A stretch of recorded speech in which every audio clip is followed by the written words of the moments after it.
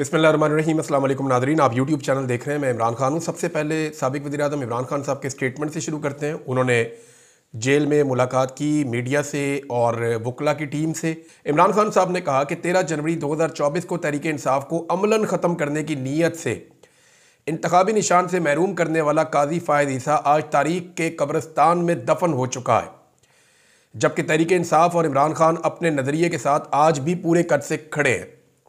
बिलाशुबा झूठ और बददयांती की उम्र हमेशा थोड़ी होती है और सच हमेशा रहने वाला होता है। अलकादर ट्रस्ट केस में जज सरीहन गलत बयानी से काम ले रहा है। अलकादर केस का ट्रायल हमेशा 11:30 से 12 बजे के दरमियान शुरू होता है। कल भी इस केस की समाअत के लिए इमरान खान साहब ने स्टेटमेंट दिया तो उससे एक दिन पहले की वो बात कर रहे हैं। उन्होंने कहा जी कि गुज़िश्ता रोज़ भी इस केस की समाअत के लिए 11 बजे का वक्त मुकर्रर था, लेकिन मेरे वकला की आमद से भी पहले तकरीबन 9 बजे मुझे इतला दी गई कि जज साहब आ गए हैं। मेरी नकलो हरकत जेल तक महदूद होती है और मेरा कानूनी हक था कि मैं वकला के हमरा अदालत में पेश हो सकता, जिनको अदालत की जानिब से 11 बजे का वक्त दिया गया था। पहले 2 मुकदमात में जज अबुल हसनात और मोहम्मद बशीर मेरी गैर मौजूदगी में फ़ैसला सुना चुके हैं। बिल्कुल इसी तरह इस केस का फ़ैसला भी सुनाया जा सकता था, मगर मेरी अदम मौजूदगी का जवाब बनाकर फ़ैसला मुअख्खर कर देना इंतहाई मज़ायका खेज़ और अदालती निज़ाम का मजाक उड़ाने के मुतरादिफ है। अब आप अंदाज़ा करें कि कैदी ये कह रहा है कि सज़ा क्यों नहीं सुनाई, आपको ये फ़ैसला सुना देना चाहिए था। मेरी अदम मौजूदगी का बहाना ना बनाते, जज को फ़ैसला सुना देना चाहिए था। निज़ाम आगे आगे भाग रहा है, जिनके पास फ़ैसला है।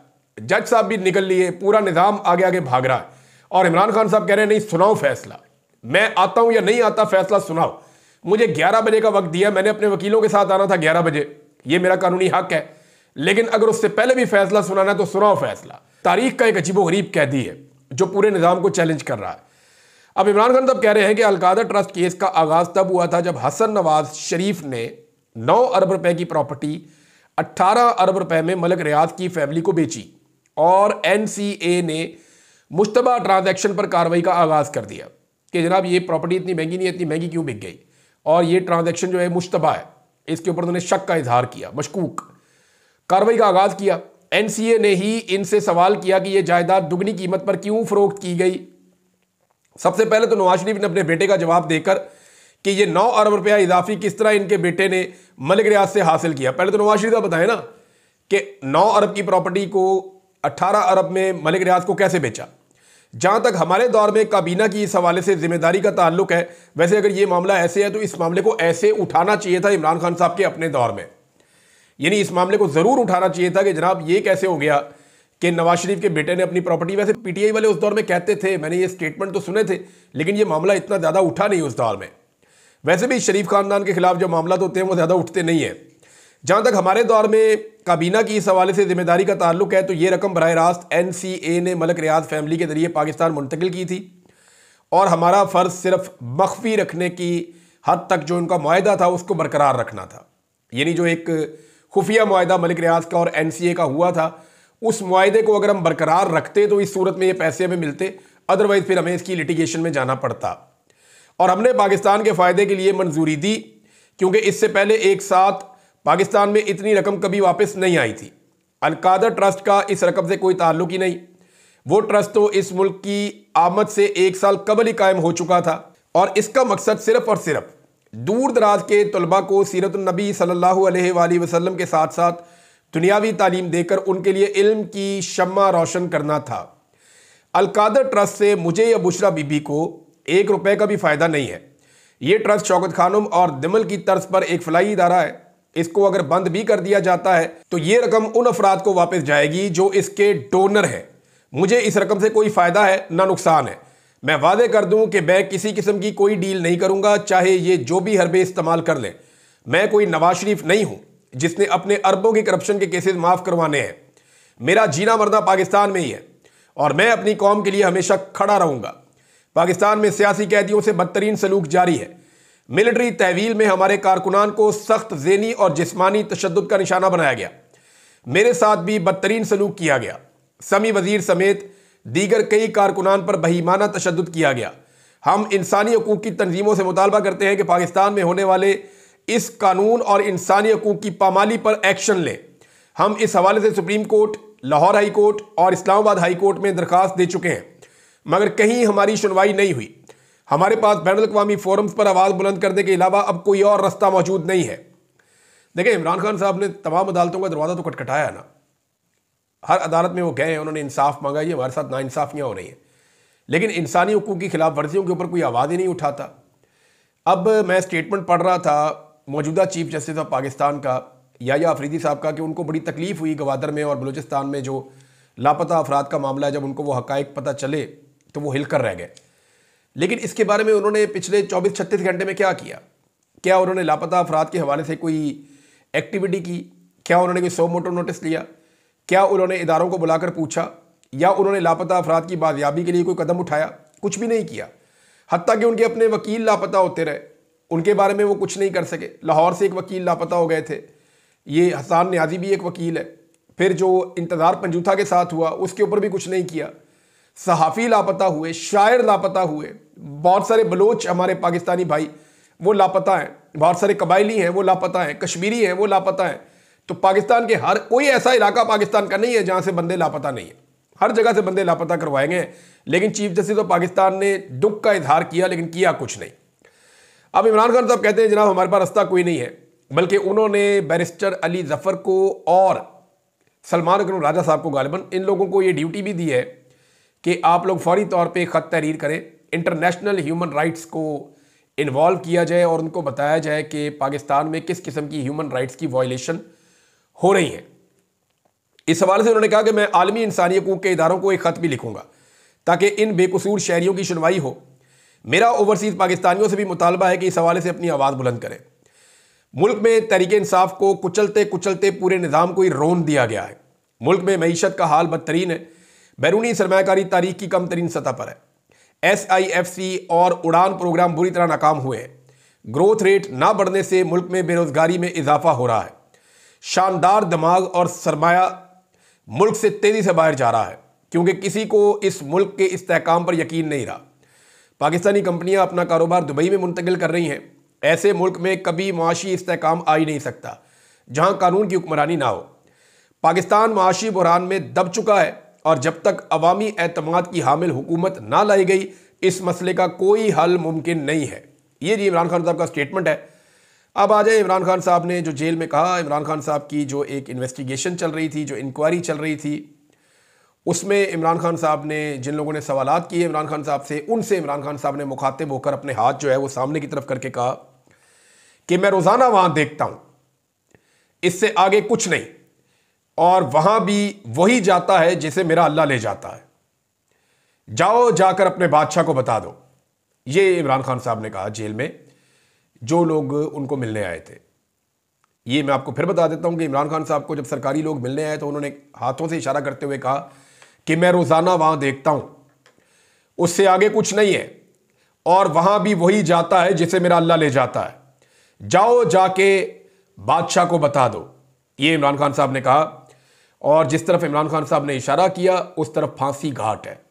ये नहीं, फांसी घाट की तरफ उन्होंने इशारा किया और उन्होंने कहा कि मैं रोज़ाना फांसी घाट की तरफ देखता हूँ, और उससे आगे तो कुछ नहीं है ना, इससे ज़्यादा कुछ नहीं कर सकते, और वहाँ भी वही जाता है जिसे मेरा अल्लाह ले जाता है। ये इमरान खान साहब का ईमान है कि ज़िंदगी और मौत अल्लाह ताला के हाथ में है, तो अल्लाह नहीं चाहेगा तो ये मुझे नहीं मार सकेंगे, और ये मैक्सिमम मुझे मारने की कोशिश कर सकते हैं। तो जो मकतल है या जो फांसी घाट है वो कहते हैं मैं उस तरफ देखता हूँ रोज़ाना, जाओ जाकर बादशाह को बता दो।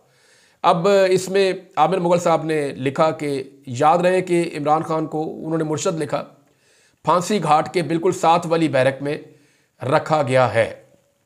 ये जनाब इमरान खान साहब का स्टेटमेंट था और इमरान खान साहब ने ये बात की है। अब हुकूमत ने नाजरीन हाथ खड़े कर दिए। हाथ कैसे खड़े किए ये आप सुनेंगे तो आपको आइडिया हो जाएगा।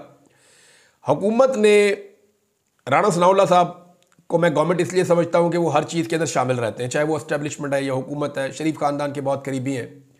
पंजाब जहाँ पे PMLN का असल में जहाँ पे PMLN है कुछ बची है तो वो पंजाब है, तो पंजाब के वो सदर भी हैं। तो राणा सनाउल्लाह साहब कहते हैं जी PTI हमसे हमारी बसात के मुताबिक ही मांगे, हमसे वो ना मांगे जो हमारी बसात से बाहर है। ये PTI वालों को हमसे ज़्यादा पता है कि हमारी बसात कितनी है। यानी अब राणा सनाउल्लाह साहब बेबसी का इजहार कर रहे हैं कि हमारी तो इतनी औकात नहीं है कि इमरान खान साहब की जेल में हम मुलाकात करवा सकें। यानी हुकूमत की औकात इतनी है कि इमरान खान साहब की जेल में मुलाकात भी ये हुकूमत नहीं करवा सकती कानून और आईन के मुताबिक। और अब हुकूमत आहिस्ता आहिस्ता हाथ खड़े कर रही है। अब ये करेंगे क्या आने वाले दिनों में? आने वाले दिनों में जो हरकतें ये करेंगे वो मैं आपको बता देता हूं। लड़ाई शुरू हो जाएगी फैसल वाडा जैसे करैक्टरों में और पीएमएल-एन में और पीपल्स पार्टी में। फैसल वाडा जैसे जो एस्टेब्लिशमेंट के करैक्टर्स हैं या कुछ सहाफी है वो ये कहते रहेंगे देखिए पीएमएल-एन इस जुर्म में हिस्सेदार थी, ये उन्होंने किया है, ये नहीं हो सकता कि ये एस्टेब्लिशमेंट डाल दें। अब पीडीएम की जो जमातें हैं वो सारा कुछ मलबा एस्टेब्लिशमेंट पे डाल के वो कहेंगे जी आओ हम पॉलिटिकल लोग बैठ के कोई हल निकालते हैं, ये तो सारा किया कराया जो है वो एस्टेब्लिशमेंट का है और एस्टेब्लिशमेंट इसके लिए रिस्पॉन्सिबल है। अब इसको रिकॉर्ड का हिस्सा बनाए। फैसल वाडा साहब ने स्टेटमेंट दे भी दिया है और उन्होंने जो सेनेटर एजाज चौधरी साहब के प्रोडक्शन ऑर्डर्स हैं उनके हवाले से उन्होंने अमल नहीं हुआ ना उनके ऊपर। तो फैसल वाडा ने कहा कि मरियम नवाज है जी उसके लिए वजह, पुलिस मरियम नवाज के मातहत है, एस्टेब्लिशमेंट का इसमें कोई लेना देना या कोई और किरदार नहीं है। ये अब फैसल वाडा कह रहे हैं नून लीग डालेगी एस्टेब्लिशमेंट पे, एस्टेब्लिशमेंट डालेगी नून लीग पे। इन दो बयानात से आपको समझ आ जानी चाहिए और हुकूमत कितनी बेबस है, उनके पास इख्तियारात नहीं है, ये राणा सनाउल्लाह के बयान से आपको पता चल जाता है। और एस्टेब्लिशमेंट कैसे ये सारा मलबा सियासतदानों पे डालेगी ये आपको फैसल वाडा के बयान से पता चल जाता है। वज़ीर आला खैबर पख्तूनख्वा ने एक दावा किया, ये बड़ा दावा है। उनके दावे के मुताबिक उनकी क्योंकि आर्मी चीफ से एक मुलाकात हुई है, बाकी लोग भी थे वहाँ पे, उन्होंने कहा जी आर्मी चीफ को कायल किया है कि एक जरगा बुलवाया जाए, बड़ा जरगा जिसमें बलूचिस्तान से भी हमायदीन होंगे, खैबर पख्तूनख्वा से भी होंगे, और एक बड़ा जरगा बुलवा के उसके ज़रिए से अमन कायम करने की कोशिश की जाए और दहशत गर्दी का मसला जो है उसको हल किया जाए। तो इसके ऊपर जो है वो आर्मी चीफ को कायल किया। देखिए ये अच्छी बात है। अल्टीमेटली एक जंग लड़ने के बाद भी आपको टेबल पे आना पड़ता है और अगर मसाइल बातचीत के जरिए हल हो सकते हैं तो इससे अच्छा हल तो हो ही नहीं सकता। लेकिन जो भी रेट ऑफ द गवर्नमेंट के खिलाफ जाएगा उसको फिर उसके कॉन्सिक्वेंसेज या नताइज भुगतने पड़ेंगे। लेकिन साथ ही साथ हुकूमत की यह जिम्मेदारी है कि अमन को रास्ता दे और कोशिश करे कि पुरअमन तरीके से मामला हल हो जाएं। वरना ये जो जैद हामिद साहब लाल टोपी वाले हैं या इस तरह के और कुछ किरदार हैं वो तो डेवरन लाइन के उस तरफ काफ़ी इलाके फतह भी कर चुके हैं अपने कागजों में। यानी वो ये कह रहे हैं कि अफगानिस्तान के बेशुमार इलाके पाकिस्तान की फौज फतह कर चुकी है। वो तो एक उन्होंने ख्याली जंग लगाई हुई है और वो लगाई ही हुई है उन्होंने जंग। ये जब से मैं छोटा सा था तब से देख रहा हूँ इस बंदे ने जंग ही छेड़ी हुई है। कभी ये कश्मीर में जंग छेड़ देते हैं, कभी इंडिया के अंदर मुंबई में जंग छेड़ देते हैं, कभी ये कुस्तुनतुनिया में जंग छेड़ देते हैं, कभी ये जंग छेड़ देते हैं गरनाता में, कभी ये जंग छेड़ देते हैं जनाब यरूशलेम के अंदर। तो ये सरकार रहते ही जंग में है और अब इन्होंने जो है वो सारी तोपों का रुख मोड़ के अफगानिस्तान की तरफ कर दिया हुआ है और सोशल मीडिया के ऊपर ये इलाके एक के बाद एक इलाका अपने ड्राइंग रूम में बैठ के फतह करते चले जा रहे हैं। लेकिन ये सेम अप्रोच है जो अली अमीन गंडापुर ने कहा। अच्छा एक तस्वीर आई है नाज़रीन, उस तस्वीर के ऊपर बहुत ज़्यादा लोग क्रिटिसाइज कर रहे हैं। तो मैंने इस पर तहकीक की कि ये कोई क्रिटिसिज्म झूठा तो नहीं हो रहा, लेकिन वो बात ठीक है। अब आप ये देखें कि इस मुलाकात में सेंटर में आर्मी चीफ बैठे हुए हैं, उनके दाएं जानिब अली अमीन गंडापुर, बाएं जानिब गवर्नर, और गवर्नर के साथ जो है वो वफाकी वज़ीर दाखिला मोहसिन नकवी और अली अमीन के दाएं जानिब भी कोई जो है वो मिलिट्री के कोई ऑफिसर हैं। अब इसके मुकाबले में सोशल मीडिया पे लोगों ने एक तस्वीर लगाई है जिसमें इंडिया में ये एक सीएम है इंडिया के, इनका जनाब नाम है, मैंने फिर अखबार निकाला, इंडिया टुडे के अंदर ये खबर छपी हुई है। मणिपुर के जो वो चीफ मिनिस्टर हैं एन बायरन सिंह, इनकी जो तस्वीर लगी हुई है आर्मी चीफ के साथ मुलाकात में, उसमें जो सेंट्रल वाली चेयर है उसके ऊपर सीएम साहब बैठे हुए हैं और दोनों तरफ जो है वो फौजी बैठे हुए हैं। वो इस तरह मुलाकात कर रहे हैं, यानी मेन जो चेयर है, जो प्रोटोकॉल है वो उन्हें मिल रहा है। मैंने एक और भी तस्वीर देखी, यहाँ पे ये इंडिया के वजीर दिफा हैं, उनकी मुलाकात हो रही है इंडिया के आर्मी चीफ के साथ।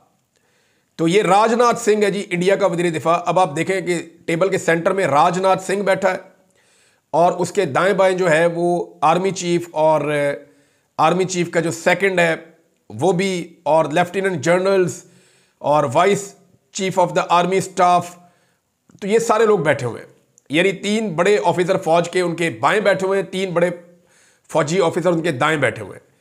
तो ये एक वजीर दिफा की कैसे जरूरत हो गई कि इतने बड़े मुल्क का आर्मी चीफ, उसकी फौज भी बहुत बड़ी है, उसके हथियार भी बहुत तगड़े हैं, उसका बजट भी बहुत बड़ा है, वो एटमी कुव्वत का मालिक है, इतने बड़े मुल्क की इतनी बड़ी और तगड़ी फौज का आर्मी चीफ वो वजीर दिफा को मेन चेयर पे बिठा के खुद साइड पे कैसे बैठ सकता है?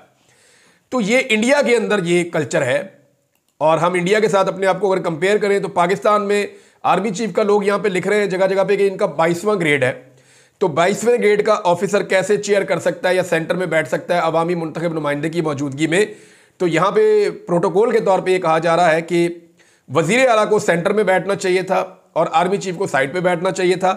और अगर ये सिलसिला शुरू हो गया तो इसका मतलब है पाकिस्तान में सिविलियन सुपरमेसी आ जाएगी और फिर पाकिस्तान जो है वो एक हकीकी जमहूरी मुल्क कहलाने के लायक होगा और पाकिस्तान आगे बढ़ सकेगा। ये वो प्रोटोकॉल्स हैं जिनको पूरी दुनिया में फॉलो किया जाता है, लेकिन पाकिस्तान में यहाँ पे ये समझा जाता है कि आर्मी चीफ जो है वो सबसे बड़े। यहाँ पे इस मुल्क में तो लोग जो है वो ये भी कहते हैं कि आर्मी चीफ जो है वो कौम का बाप होता है। ऐसी बातें लोगों ने की हुई है। और कोई लोग कहते हैं बाप होता है, कोई कहता है कुछ होता है, कोई कुछ होता है। लोग अपनी अपनी राय है उनकी। आर्मी चीफ ही होता है और ये एक सरकारी नौकरी है, और जब ये ओहदा खत्म हो जाता है तो दूसरा आर्मी चीफ आ जाता है, तो बार बार बाप बदला तो नहीं जा सकता ना। तो ये लोगों की अपनी अपनी राय है, उसके ऊपर आप कुछ कह नहीं सकते। लेकिन ये प्रोटोकॉल्स हैं कुछ, इंडिया में ये प्रोटोकॉल मुख्तलिफ है, पाकिस्तान में ये प्रोटोकॉल अलग तरीके के हैं। तो इसी डिफरेंस को लेकर लोग एतराज़ कर रहे थे। अच्छा नाज़रीन, एक और चीज़ है, सोशल मीडिया पे पाकिस्तान तहरीक इंसाफ की एक ट्रांसमिशन चली है जिसमें शेख वकास अकरम साहब थे और सलमान अकरम राजा साहब थे। इसमें बहुत सारे ज़ख्मियों ने और ऐनी शाहिदीन ने जो 26 नवंबर में जिनके साथ सानिया हुआ, उन्होंने अपने बयान दिए। इस ट्रांसमिशन में लोगों ने ऐसी खौफनाक तस्वीर कुशी की है और वो ये बता रहे हैं कि कैसे सिक्योरिटी फोर्सेज ने उनके ऊपर डायरेक्ट गोलियां चलाई, कैसे उनको ज़ख्मी किया, कैसे उनके सामने लोग शहीद हुए। इमरान खान नामी एक ऐनी शाहिद था, उसने बताया उसके यहाँ से गोली लगी, मुंह के एक तरफ से दूसरी तरफ से निकल गई और वो अभी हीलिंग प्रोसेस में, उसका इलाज चल रहा है। और कुछ लोग ऐसे हैं जो बेचारे पैरालाइज हो गए हैं, वो चल फिर नहीं सकते। कुछ को जो है वो उनके अज़ा को नुकसान पहुंचा है, वो ज़िंदगी भर उनको ये नुकसान उनका रहेगा। तो ये लोग बता रहे थे, उसने कहा जी 1 मिनट के अंदर 5 वर्कर्स को मेरे सामने गोली लगी है और वो गिर गए। मेरे पास उसकी वीडियो भी मौजूद है, इमरान खान नामी ये ज़ख्मी शख्स बता रहा था। तो बहुत सारे लोगों ने ऐसे हौलनाक किस्म के हकायक बताए हैं कि इंसान जब उसको सुने तो रूह कांप जाती है कि हमारी अपनी सिक्योरिटी फोर्सेज क्या इस तरीके से लोगों के ऊपर डायरेक्ट फायरिंग कर सकती है। तो इसमें उमर अयूब साहब ने स्टेटमेंट एक मरतबा फिर दिया कि स्नाइपर के साथ, यानी स्नाइपर राइफल से टारगेट करके हमारे लोगों को गोलियां मारी गई हैं। जिन लोगों को गिरफ्तार किया गया उनके नाखून निकाले गए हैं और अब तक जो लापता अफराद हैं जिनकी 50 के करीब या इससे कम तादाद बताई जाती है, उनके बारे में पाकिस्तान तहरीक इंसाफ के पास कोई इंफॉर्मेशन नहीं है कि वो कहाँ हैं। हुकूमत ने उनको ढूंढने के लिए भी अभी तक कुछ नहीं किया। वैसे हुकूमत के सामने एक शर्त रखनी चाहिए थी कि हमारे ये लापता अफराद फौरी तौर पर बाजियाब किए जाएँ और हमारे हवाले किए जाएँ, बल्कि लिस्ट हुकूमत को देनी चाहिए थी। अब नाज़रीन, मामला ये है कि एस्टेब्लिशमेंट जल्द अज जल्द ये मामला हल करना चाहती है, क्योंकि देखें ना, जो बाइडन के जाने के बाद मामला खराब हो जाएंगे। पाकिस्तान तहरीक इंसाफ की क़यादत के ऊपर अब दबाव डाला जा रहा है कि कुछ भी करके ओवरसीज पाकिस्तानियों को टोन डाउन किया जाए। ओवरसीज पाकिस्तानी जो आलमी सतह के ऊपर आवाज़ उठा रहे हैं, या जो सेमिनार्स हो रहे हैं, या जो कांग्रेशनल मीटिंग होने जा रही है, पार्लियामेंट्री मीटिंग होने जा रही है 15 तारीख को, ये जितनी भी चीज़ें आज के दिन में होने जा रही है, ये जितनी भी चीज़ें चल रही है, इन सबको नीचे लाया जाए और ओवरसीज पाकिस्तानियों को रोका जाए, उनके मामलात को नरम किया जाए। क्योंकि जिस तरफ ओवरसीज पाकिस्तानी चल पड़े हैं, इस रास्ते पे पाकिस्तान के अंदर बहुत सारी शख्सियात के लिए बहुत सारी मुश्किलात पैदा हो जाएंगी और उनके लिए सख्त नताइज होंगे इन चीज़ों का। फैसल वाडा ने दावा किया है कि 20 जनवरी तक कुछ भी नहीं होगा। ये दावा उनका दुरुस्त भी हो सकता है कि निज़ाम 20 जनवरी तक कुछ भी ना हो, 17 को हो सकता है इमरान खान साहब को सजा सुना दी जाए, मामला फिर आगे बढ़ता रहे, हाई कोर्ट के अंदर चला जाए। लेकिन अल्टीमेटली इसमें पाकिस्तान के लोगों की फतह होनी है। ये लड़ाई देखें, एक चीज़ एस्टेब्लिशमेंट को भी समझनी चाहिए और जितनी जल्दी वो समझेंगे उनके लिए बेहतर है कि जितनी लंबी ये लड़ाई चलेगी उतना ज़्यादा लोगों में शऊर आएगा। जितनी दूर तक ये लड़ाई जाएगी ना, लोग उतना अंदर तक इस सिस्टम को समझने में कामयाब हो जाएंगे। लोगों को समझ आ जाएगी कि एक्चुअली देखें, फ़र्ज़ करें ये लड़ाई 2022 में ही खत्म हो जाती, फ्री एंड फेयर इलेक्शन हो जाते, तो लोग कभी भी इतना कुछ ना जानते एस्टेब्लिशमेंट के बारे में जितना आप जानते हैं। मैंने एक सर्वे करवाया, उस सर्वे के नताइज मेरे पास अभी मौजूद है, मैं आपको वो पढ़ के सुना देता हूँ। मैंने सवाल, क्योंकि पिछले वीलॉग में मैंने आपसे ये सवाल किया था तो आप लोगों ने भी उसके जवाब दिए, लेकिन यहाँ मैंने जो सवाल किया उसके अंदर बहुत बड़ी तादाद में लोगों ने जवाब दिए हैं, हज़ारों लोगों ने। तो इसमें जो जवाब है लोगों के, आप हैरान हो जाएंगे। सवाल मेरा ये था कि आप पाकिस्तान के मौजूदा हालात और बहरानों के लिए किसे जिम्मेदार समझते हैं। तो मैंने 2 ऑप्शन दिए थे, एक सियासतदानों को, नंबर 2, एस्टेब्लिशमेंट को 95% पाकिस्तानी कह रहे हैं, हजारों लोगों में से, कि वो एस्टेब्लिशमेंट को जिम्मेदार समझते हैं पाकिस्तान जिन बहरानों में घिरा हुआ है आज, या जो पाकिस्तान के हालात हैं इनके लिए एस्टेब्लिशमेंट जिम्मेदार है। सियासतदानों का यानी नवाज शरीफ कितने गैर मकबूल हैं, जरदारी कितने गैर मकबूल हैं, मरीम नवाज कितनी गैर मकबूल है। हालांकि ये लोग बदतरीन अपनी मकबूलियत के निचले लेवल पे चले गए हैं, इसके बावजूद 95% लोग इनको क्लीन चिट दे रहे हैं। वो कह रहे हैं जी ये जिम्मेदार नहीं है, वो एस्टेब्लिशमेंट को जिम्मेदार समझते हैं, और जो भी अपने आप को एस्टेब्लिशमेंट के साथ नत्ती करता है वो ऑटोमेटिकली जिम्मेदार भी बन जाता है। शहबाज गिल और मोहित पीरजादा साहब पे फिर FIR दर्ज हो गई है, यानी ये निज़ाम सीख ही नहीं रहा, उनके ऊपर फिर FIR दर्ज हो गई कि इदारों के खिलाफ ये बातें करते हैं। डॉक्टर मोहित पीरजादा साहब से तो मेरी बात नहीं हुई, शहबाज गिल साहब का मैं आपको ट्वीट पढ़ के सुना देता हूं। उन्होंने कहा जी FIA ने इन्वेस्टिगेशन के बाद मेरे खिलाफ नया मुकदमा दर्ज किया है, और जिस टिकटॉक अकाउंट शहबाज गिल 04 को वजह बनाकर यह मुकदमा दर्ज किया गया है वो अकाउंट मेरा है ही नहीं, किसी फैन ने बनाया हुआ है जिस पर मेरे समेत सदीक जान की, सबीना पाशा की और बहुत सारे और दोस्तों की पोस्टें लगी हुई होती हैं, तो मेरा इसमें क्या कसूर है। तो शहबाज गिल साहब पे पर्चा हो गया एक ऐसे अकाउंट को लेकर के जो उनका है ही नहीं। मेरे साथ भी एक दफा एक मुकदमा ऐसा ही दर्ज हुआ था, और एक मुकदमा दर्ज किया गया मेरे खिलाफ जिसमें मेरी ट्वीट को एडिट कर दिया गया। मैंने ट्वीट कुछ और किया था, उसके 2-4 जुमले चेंज करके, लफ्ज आगे पीछे करके, तो एक नया मुकदमा दर्ज कर दिया गया था। तो इस तरह अगर ये मुल्क चलेगा तो क्या ऐसे चलेगा। अब तक के लिए इतने, अपना ख्याल रखिएगा, अपने चैनल का भी। अल्लाह हाफ़िज़।